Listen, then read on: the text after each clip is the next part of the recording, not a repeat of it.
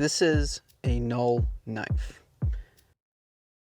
The current knife I'm showcasing is the Voodoo Blue Micarta.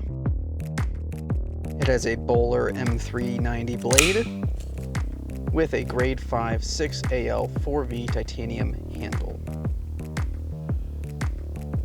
The pivot material is stainless steel and the knife itself weighs 4 ounces. The blade detent is firm yet snappy, easy to close, a very solid piece of hardware to either showcase, keep, or even use.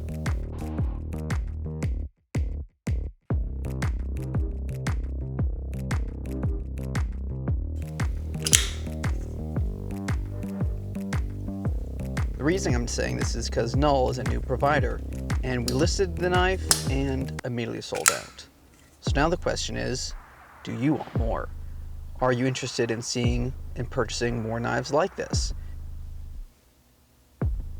If so, let us know in the comments, and hopefully we will see more Null knives in the near future.